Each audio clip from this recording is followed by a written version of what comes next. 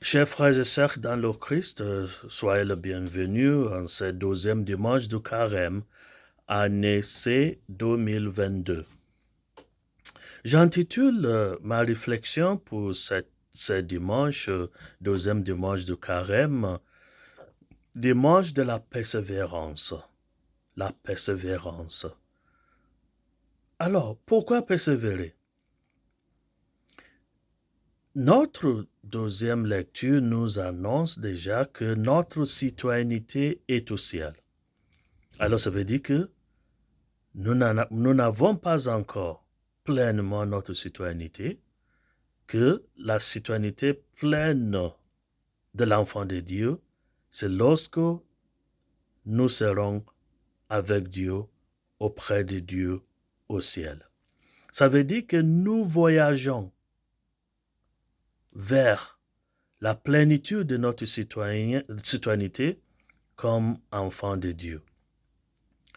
Alors, la première question à se poser, c'est ce que, ici, sommes-nous une citoyenneté? Oui.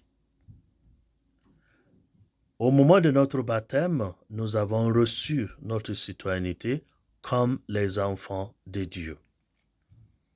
Mais nous allons jouir pleinement de cette citoyenneté lorsque nous serons avec Dieu au ciel. Alors c'est pourquoi Paul nous parle de notre citoyenneté au ciel pour faire en sorte que il faut d'ici-bas dès maintenant persévérer, garder intacte cette citoyenneté afin de pouvoir jouir définitivement de cette citoyenneté auprès de Dieu au ciel. Alors, pourquoi avons-nous intitulé ce dimanche, dimanche de la persévérance? Parce que chemin faisant vers Dieu, nous allons rencontrer des tentations. Nous avons déjà vu que dimanche passé, Jésus n'était pas épargné des tentations. Il a rencontré le diable lui-même qui l'avait tenté. Alors nous aussi, nous allons faire face aux tentations. Et aujourd'hui, dans la première lecture, on nous a dit une des tentations, pour ne pas dire deux, tentations d'Abraham. Parce que la première tentation d'Abraham était, il ne savait même pas là où il allait. Quand Dieu l'a appelé de quitter son pays, de quitter son peuple, Dieu ne lui a jamais dit exactement là où il allait. Dieu l'a invité pour aller dans une terre promise. Dieu lui a fait une promesse de lui rendre dans un pays la terre promise. Mais ce n'est pas la seule promesse que Dieu lui a faite. Dieu lui aussi a dit qu'il aura plusieurs descendances. Alors voilà, deux tentations déjà. Au cours des routes,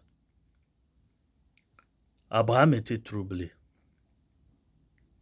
Non seulement qu'il n'a pas encore arrivé sur la terre promise, il y a l'autre question. Question aussi qui est la nôtre aujourd'hui. Dieu, tu m'as promis des descendances. Où sont-elles? Où sont mes descendances, Dieu? Dieu, j'ai vieilli, je n'ai pas d'enfant. Dieu, tu m'as fait la promesse de me donner plusieurs descendances. Et si ce n'est pas possible de même commencer avec un seul?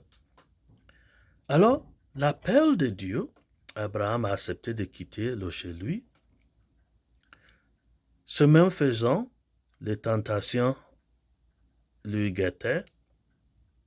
Et maintenant, il était à bout de force. C'était comme les tentations vont emporter sur tous ses efforts.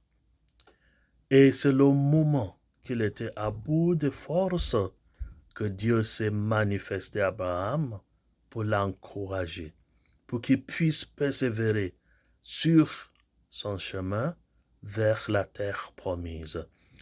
Alors, dans notre première lecture d'aujourd'hui, Dieu s'est manifesté et Dieu a signé, si vous voulez, a scellé à travers le sang une alliance avec Abraham pour l'encourager, pour lui dire à travers cette alliance, voilà le gage que je vais tenir ma promesse.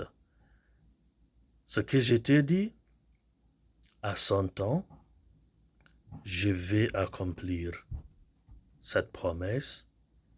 Tu auras plusieurs descendances. À travers cette alliance, Dieu a encouragé Abraham de rester fidèle, de persévérer à ce que le bon Dieu mène à bout la promesse qu'il lui a faite. Maintenant, nous, aujourd'hui, nous sommes butés aussi par plusieurs tentations. Il y a des personnes qui ont les mêmes tentations qu'Abraham. Ça veut dire, ils recherchent même un seul enfant, et c'est comme c'est impossible. L'enfant ne vient pas. Plusieurs années de mariage. Il y a les gens qui recherchent le travail. C'est comme Dieu est sourd à leur prière. Il y a les gens qui recherchent un mari, une femme. C'est comme c'est impossible de trouver de bonnes personnes avec qui se marier. Alors on a plusieurs tentations sur notre route comme les enfants de Dieu. Alors,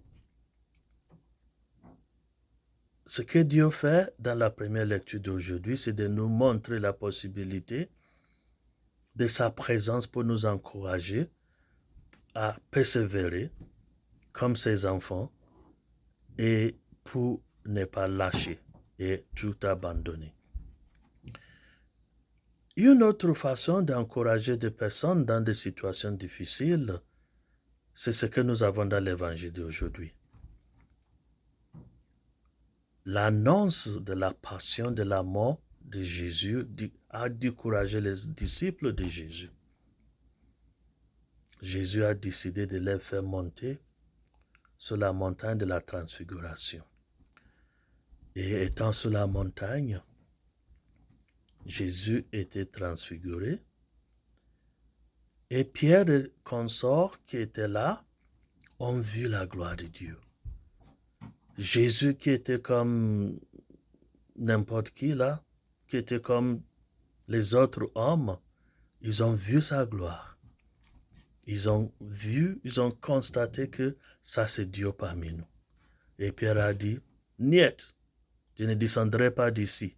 Il faut rester ici. Il faut rester dans la présence de Dieu. En plus, ils ont vu Élie, ils ont vu Moïse. Ils ont dit, mais voilà l'immortalité. Les gens dont nous avons entendu parler dans l'Écriture sainte, les voici devant nous. Alors, Pierre a dit, restons ici. Mais regardez ce que Dieu fait quand nous sommes butés par des problèmes, par le découragement.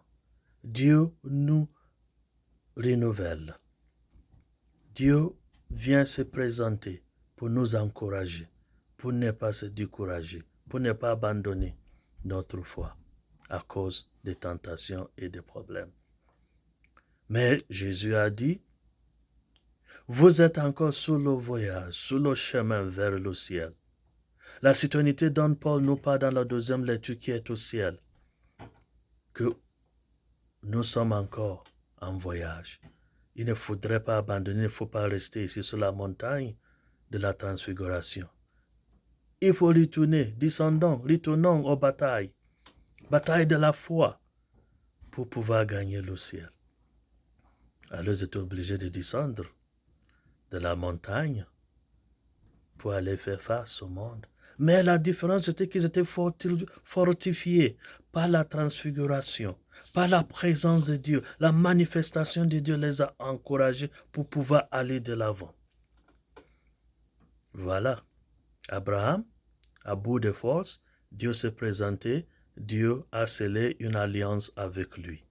Il est devenu l'enfant de Dieu et ses descendants aussi seront des enfants de Dieu.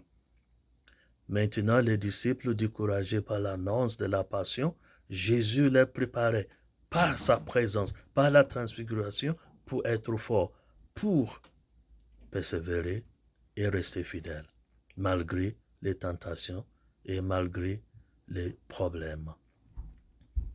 Alors, notre deuxième lecture d'aujourd'hui, Paul nous a dit, la meilleure façon de rester fidèle, de persévérer, comme les enfants de Dieu, c'est de tenir en vue, de se rappeler que notre citoyenneté est au ciel, que nous sommes sûrement en voyage. Et il faut continuer ce voyage vers Dieu, parce que Dieu nous attend et Dieu nous fortifie dès maintenant pour aller de l'avant. Les tentations, même dans les tentations, Dieu se présente pour nous fortifier, pour nous donner le courage et le gage qu'il